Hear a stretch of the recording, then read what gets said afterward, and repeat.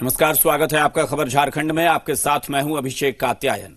प्रधानमंत्री नरेंद्र मोदी ने अपने राष्ट्र के नाम संबोधन में लॉकडाउन बढ़ाने का ऐलान कर दिया है। पीएम मोदी ने कहा है कि 18 मई से लॉकडाउन का चौथा फेज शुरू होगा। मोदी ने कहा कि लॉकडाउन 4 में नए रंग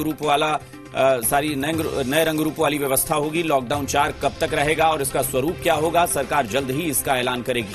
इस दौरान प्रधानमंत्री ने 20 लाख करोड़ के आर्थिक विशेष पैकेज का ऐलान किया और कहा कि यह आर्थिक गतिविधियों को रफ्तार देगा। हालांकि प्रधानमंत्री की तरफ से घोषित किए गए 20 लाख करोड़ रुपए के आर्थिक पैकेज में क्या क्या है, इसका खुलासा वित्त मंत्री निर्मला सीतारमण बाद में करेंगी।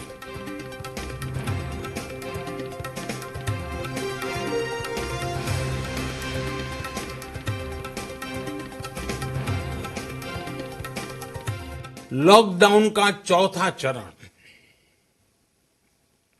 लॉकडाउन 4, पूरी तरह नए रंग रूप वाला होगा, नए नियमों वाला होगा।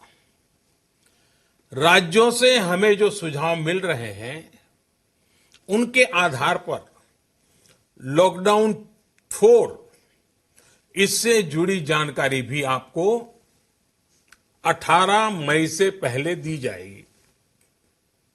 मुझे पूरा भरोसा है कि नियमों का पालन करते हुए हम कोरोना से लड़ेंगे भी और आगे भी बढ़ेंगे।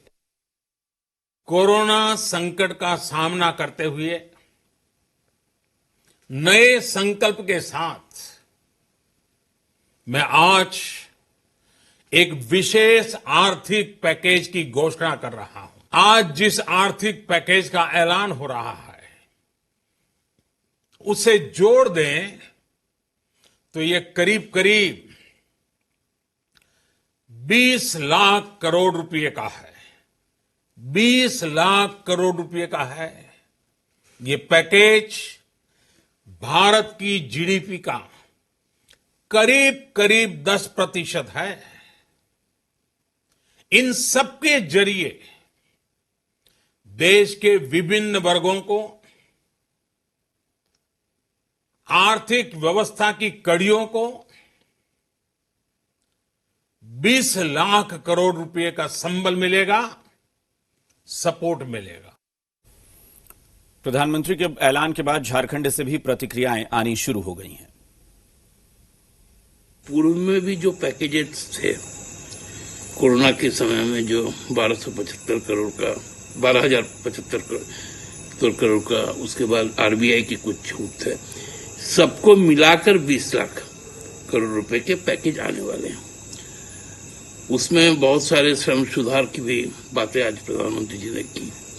वो क्या होंगी, वो किस अनुरूप होंगी, ये सभी चीजें जब डिटेल में आ जाएगा उसके बाद ही आप उस पर कुछ रिएक्ट कर सकते हैं। 37 मिनट के भाषण में नारों का खूब उपयोग किया गया। लोकल आत्मनिर्भरता की बात की गई। 20 लाख करोड़ रुपए के आर्थिक पैकेज देने की बात की गई। हालांकि इस आर्थिक पैकेज की सख्त आवश्यकता थी, क्योंकि ये देश 49 दिनों के अनप्लैन्ड लॉकडाउन का दंश पहले से ही झेल रहा है। आज भी हमारे लाखों प्रवासी मजदूर भाई सड़कों पर हैं। पूर्व में भी जो पैकेजेस थे, कोरोना के समय में जो 1275 करोड़ का 12,075 करोड़ का, उसके बाद आरबीआई। केंद्र सरकार ने 17 मई के बाद लॉकडाउन की मियाद बढ़ाने का फैसला किया है। ऐसे में झारखंड सरकार राज्य में आर्थिक रफ्तार को बढ़ाने के लिए कई तरह की छूट का ऐलान कर सकती है। इसका राज्य के व्यवसायी जगत के लोगों को इंतजार है, ताकि ये साफ हो सके कि किन किन चीजों को लॉकडाउन में रियायत दी जाएगी।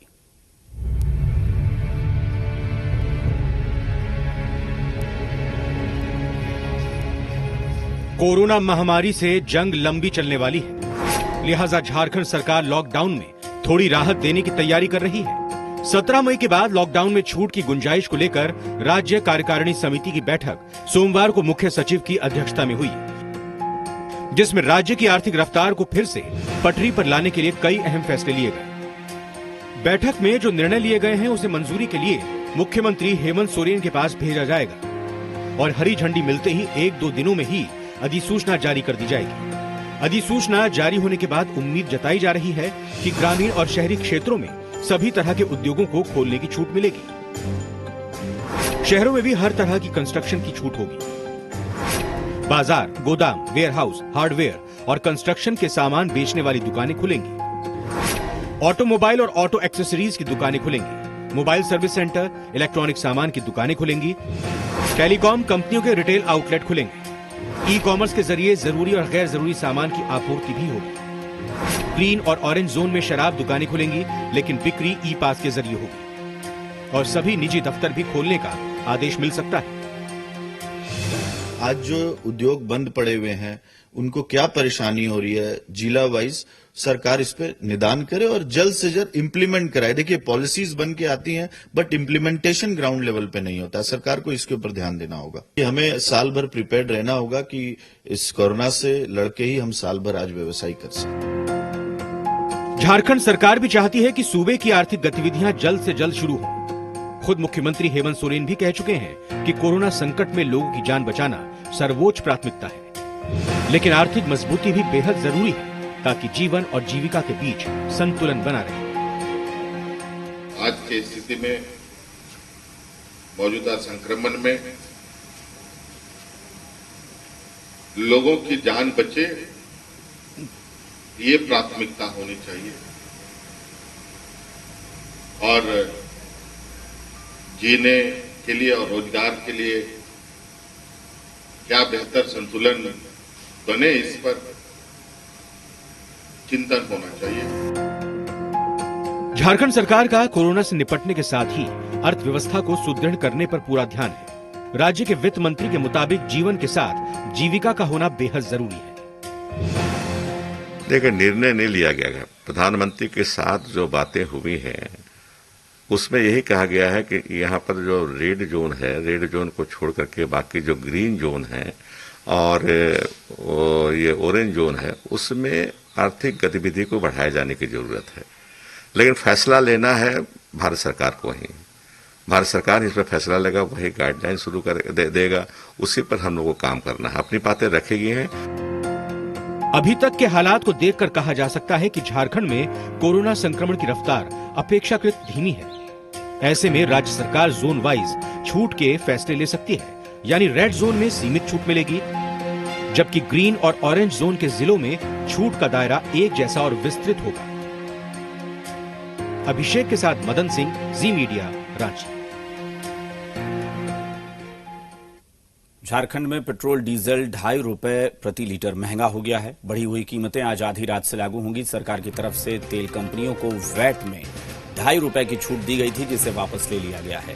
हेमंत सरकार ने पेट्रोल डीजल पर 22% वैट लगाया है। कहा जा रहा है कि सरकार के पास पैसे की कमी हो रही है, ऐसे में इसकी भरपाई के लिए तेल की कीमतों में इजाफा किया गया है। इसी को देखते हुए राज्य में शराब की बिक्री को लेकर भी जल्द फैसला किया जा सकता है।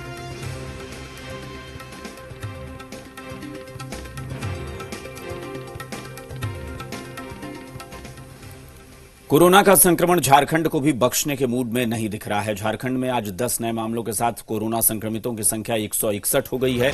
आज पूर्वी सिंहभूम से 2 नए कोरोना मरीज मिले हैं और एक मामला गिरिडीह और रांची से सामने आया है, जबकि हजारीबाग से 6 मरीज मिले हैं। पूर्वी सिंहभूम से मिले 2 मरीज कोलकाता से लौटे थे। वहीं गिरिडीह के गांडेय काली पहाड़ी का रहने वाला कोरोना संक्रमित शख्स सूरत से वापस लौटा था।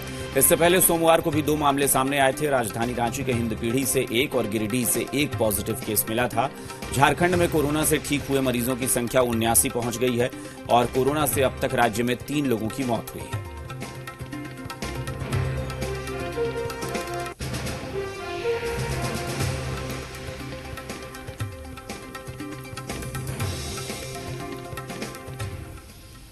धीरे धीरे कोरोना वायरस झारखंड के 14 जिलों तक अपना विस्तार कर चुका है। कोरोना की चपेट में आने वाला नया जिला पूर्वी सिंहभूम है, जो अब तक इस वायरस के प्रकोप से अछूता था। लेकिन आज चाकुलिया से सामने आए 2 नए मामलों ने जिले की फिजा बिगाड़ दी है।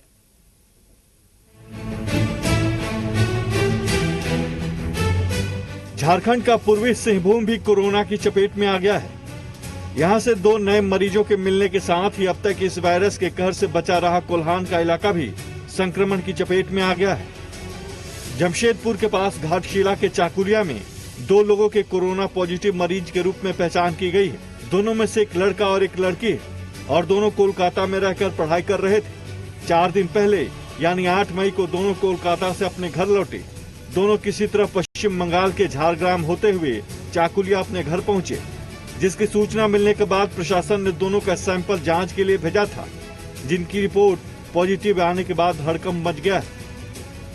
उन लोगों को चिन्हित किया जा रहा है जो कि इनके डायरेक्ट या इनडायरेक्ट कांटेक्ट में आए होंगे। उनके अंदर इन्फ्लुएंजा और सीवियर एक्यूट रेस्पिरेटरी जो सिम्टम्स हैं उसकी भी जांच की जा रही है, साथ ही साथ उनका सैंपल भी लिया जा रहा है। कोरोना पॉजिटिव पाए गए इन दोनों छात्रों को घर लौटने के बाद ही क्वारंटीन किया गया था और रिपोर्ट आने के बाद दोनों को जमशेदपुर के टीएमएच में भर्ती करा दिया गया है। साथ ही इनके परिवार के सदस्यों को भी क्वारंटीन किया गया है और उनके सैंपल को भी जांच के लिए भेजा जा रहा है। 2 पॉजिटिव पेशेंट्स हम लोग को कल सामने आए हैं, तो कल रात में ही पूरा प्रशासन इसमें मुस्तैद से काम किए। हम लोगों को जो है टीएमएच हॉस्पिटल में शिफ्ट करा दिया गया है और जो टोटल कंटेनमेंट जोन और बफर जोन के हम लोग टोटल करीब 1400 से 1500 आसपास परिवार है, तो उसी में अभी प्रशासन के द्वारा अच्छे पहल करके उन्हें वर्कआउट कर लिया गया है।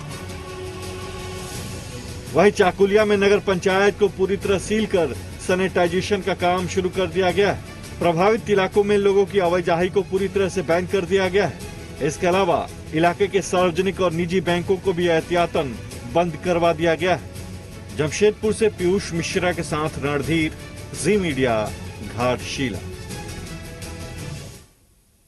रांची समेत 15 शहरों के लिए रेल मंत्रालय द्वारा स्पेशल ट्रेन को चलाने के लिए दी गई हरी झंडी के बाद अब जिंदगी पटरी पर लौटने को व्याकुल है। रांची के लिए खुलने वाली दिल्ली रांची राजधानी एक्सप्रेस 13 मई को शाम 3:30 बजे दिल्ली से रवाना होगी। आईआरसीटीसी के जरिए हो रहे टिकट बुकिंग 13 और 16 मई के लिए बंद हो चुकी है, क्योंकि इन ट्रेनों में अब जगह नहीं बची है।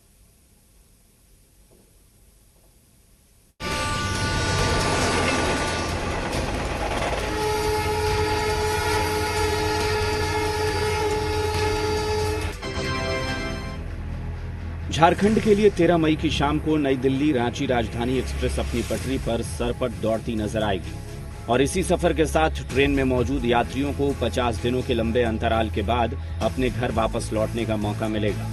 कोरोना काल में बाहर फंसे लोगों की संख्या और बेचैनी का अंदाजा इस बात से लगाया जा सकता है कि 13 मई और 16 मई को जो राजधानी एक्सप्रेस नई दिल्ली से खुलेगी उसकी बुकिंग क्लोज हो चुकी है, क्योंकि ट्रेन फुल हो गई है।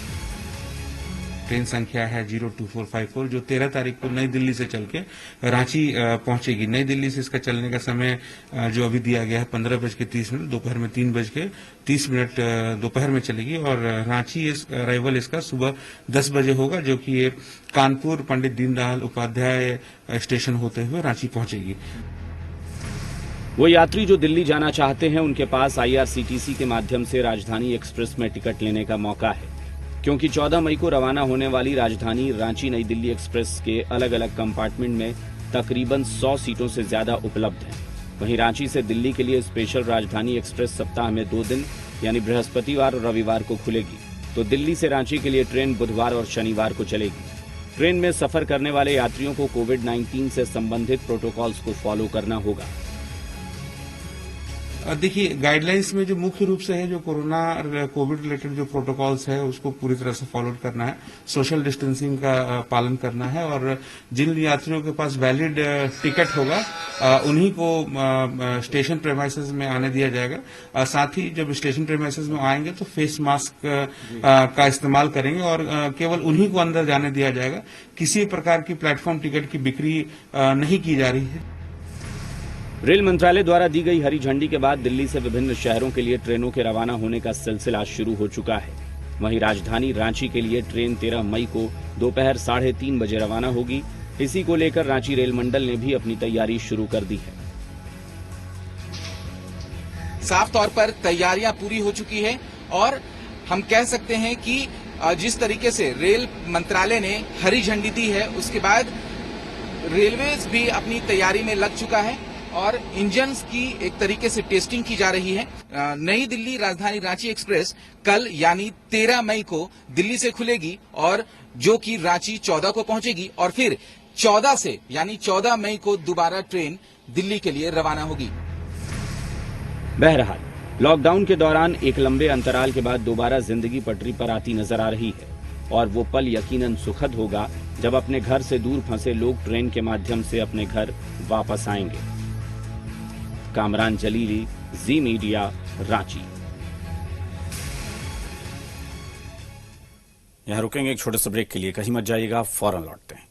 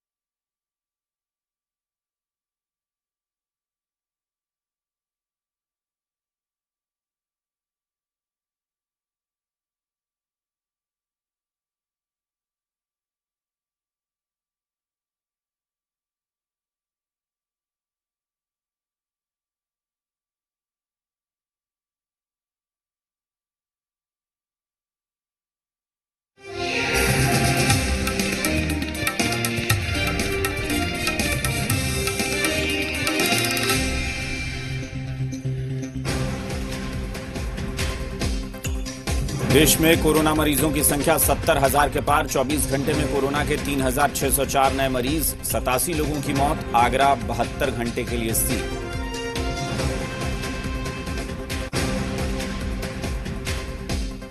पीएम मोदी ने राष्ट्र को किया संबोधित। 20 लाख करोड़ के आर्थिक पैकेज का किया ऐलान। नए रूप वाला होगा लॉकडाउन 4।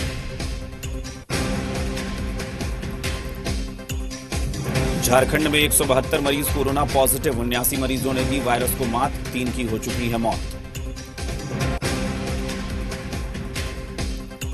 पूर्व सीएम रघुवर दास ने सीएम हेमंत सोरेन को लिखा खत। ग्रीन जोन में उद्योग खोलने की अपील मजदूरों के हित में बताया जरूरी।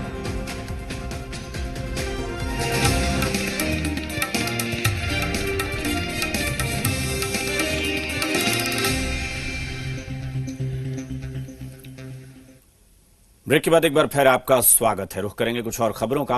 12 मई यानी आज के दिन विश्व नर्स दिवस के तौर पर मनाया जाता है। वहीं इस बार नर्स दिवस अपने आप में बेहद खास है, क्योंकि नर्स है जो कोरोना के खिलाफ जारी जंग में फ्रंट लाइन वॉरियर्स की तरह अपनी ड्यूटी निभा रही हैं।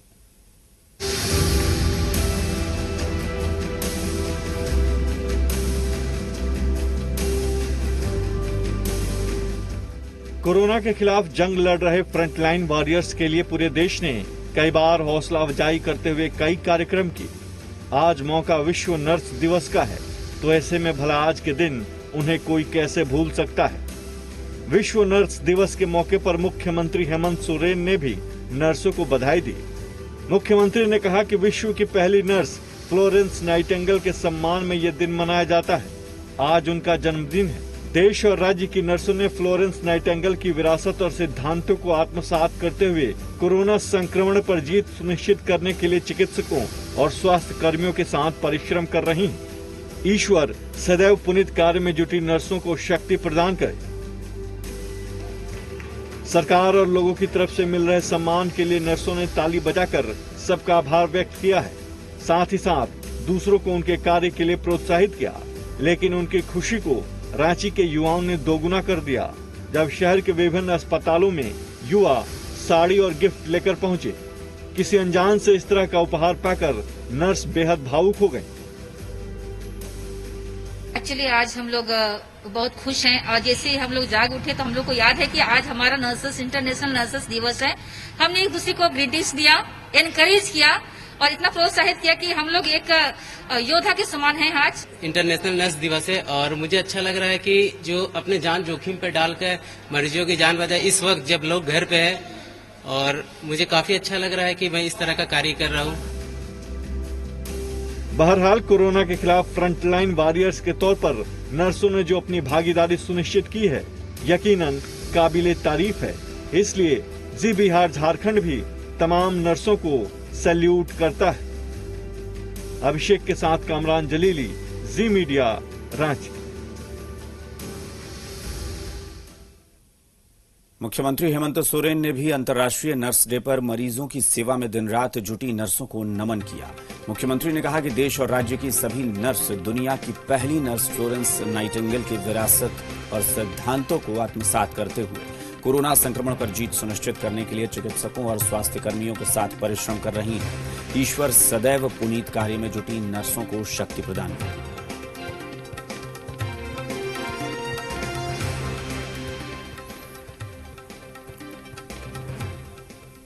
पश्चिम सिंहभूम में पीएलएफआई उग्रवादियों के साथ पुलिस की मुठभेड़ हुई। पौड़ाहाट जंगल में पीएलएफआई के सुप्रीमो दिनेश गोप और जोनल कमांडर जिदन गुड़िया के दस्ते से पुलिस और सीआरपीएफ जवानों की करीब आधे घंटे तक मुठभेड़ चली।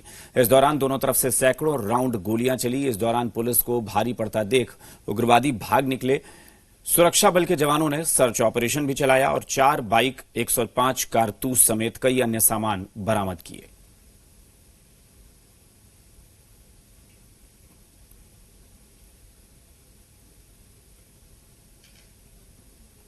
चाईबासा पुलिस और सीआरपीएफ 60 की संयुक्त टीम का पीएलएफआई के उग्रवादियों के साथ बनगांव थाना अंतर्गत कमरोरा के जंगल में एनकाउंटर हुआ।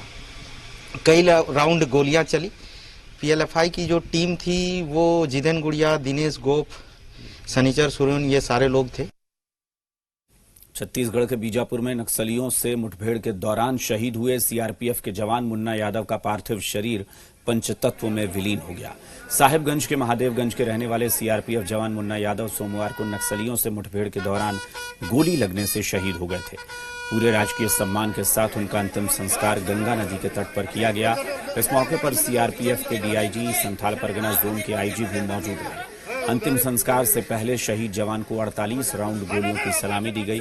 इससे पहले शहीद मुन्ना यादव का पार्थिव शरीर हेलीकॉप्टर से साहिबगंज लाया गया, जहां राजमहल विधायक अनंत ओझा, बोरियो विधायक लोबिन हेम्ब्रम और मुख्यमंत्री हेमंत सोरेन की तरफ से विधायक प्रतिनिधि पंकज मिश्रा, डीसी वरुण रंजन समेत कई गणमान्य लोगों ने उन्हें श्रद्धांजलि दी। साहिबगंज के महादेवगंज से रहने वाले हैं और 2011 में सीआरपीएफ में भर्ती हुए और देश की रक्षा के लिए छत्तीसगढ़ के जिले में तैनात थे, बीजापुर जिले में तैनात थे। वहाँ पर नक्सलियों की मुठभेड़ के अंदर उन्होंने बहुत ही बहादुरी से उनका मुकाबला किया, लेकिन नक्सलियों के साथ मुकाबले के अंदर उनको शहादत प्राप्त हुई है, जिससे कि उनकी जान चली गई है और उन्होंने वीरता को प्राप्त किया है। बहुत ही बहादुर, बहुत कर्मठ और देशभक्त सिपाही रहे हैं। गोड्डा में जन वितरण दुकानों पर लूट का साम्राज्य बहुत गहरा है। डीलर्स की मनमर्जी और लूट के नए नए हथकंडों के आगे विभाग भी लाचार दिखता है। सोमवार को झारखंड सरकार के पीडीएस पोर्टल से सारा आंकड़ा अचानक गायब हो गया। जी बिहार झारखंड पर खबर दिखाए जाने के बाद लैब की ओके टेस्टिंग रिपोर्ट भी आ गई और गोदाम से दाल का उठाव भी शुरू हो गया है। ये रिपोर्ट देखिए। झारखंड सरकार ने गरीबों की थाली में दाल के सपने देखे और उसे अमली जामा पहनाने की खातिर गोड्डा में करीब 2000 क्विंटल दाल भिजवा भी दिया, लेकिन कुछ प्रखंडों में बिना दाल वितरण हुए ही पॉश मशीन से डीलरों ने पर्ची निकालनी शुरू कर दी। जी बिहार झारखंड ने इस मुद्दे को जोरदार तरीके से उठाया और राज्य के खाद्य मंत्री ने दोषियों पर कड़े कार्रवाई के निर्देश दिए। इसके बाद हरकत में आए विभाग ने मात्र एक ही दिन में दाल वितरण करना चालू कर दिया है। जब ये 2 तारीख को हमें प्राप्त हुआ था तो हमने इसका 3 बंडल बनाया था, एक जिला गया था और दूसरा टेस्टिंग के लिए रांची भेजा गया है, जिसकी रिपोर्ट हमें कल आज सुबह ही मिली है। उसके बाद ही डिस्ट्रीब्यूशन हुआ। और जैसा कि आप देख रहे हैं कि आज फसल क्षेत्र में एक गाड़ी खड़ी है, इसमें भी हमारा 25,550 लाभुकों का दाल आया हुआ है। दरअसल हमने जब इसके तह में जाने की कोशिश की तो पता चला कि दाल तो गोदामों में ही पड़ा है। विभाग ने वितरण नहीं होने की वजह दाल की लैब टेस्टिंग का नहीं होना बताया था। खबर दिखाए जाने के 24 घंटे के भीतर ही एफसीआई गोदाम से दाल का उठाव शुरू कर दिया गया है। वितरण का फर्जी आंकड़ा सरकारी पोर्टल पर दिखने के बाद जिला आपूर्ति पदाधिकारी ने सभी एमओ को शोकॉज कर 24 घंटे में स्पष्टीकरण देने को कहा था। अब विभाग सारा दोष सॉफ्टवेयर मिस्टेक को दे रहा है। अभी अप्रैल का कहीं कहीं आया और कहीं कहीं मई का आ गया। ये दो जगह से आ रहा है, कुछ छत्तीसगढ़ से आ रहा है, रायपुर से, और कुछ दिल्ली से आ रहा है। ठीक है, तो अभी मेहरमा में प्रखंड में आया है, अप्रैल माह का आ गया है, बर्जर में अप्रैल माह का आ गया है, और उसका लैब टेस्ट भी आ गया, रिपोर्ट आ गया है। अब सवाल है कि अगर ये भूल मशीनी थी जिसे एनआईसी सुधार सकता है तो अपने कनीय पदाधिकारियों को शोकॉज क्यों किया गया? पोर्टल से डाटा क्यों हटाए गए? रातों रात आवंटन लिस्ट कैसे बन गया? संतोष भगत, जी मीडिया, गोड्डा। हजारीबाग के पदमा प्रखंड के सोनपुर गांव के किसान ऑर्गेनिक खेती से खुशहाल हो रहे हैं। यहां के किसानों ने करीब 5 साल पहले तकनीकी रूप से ऑर्गेनिक खेती शुरू की और अब बड़े पैमाने पर ऑर्गेनिक खेती कर रहे हैं। ये रिपोर्ट देखिए।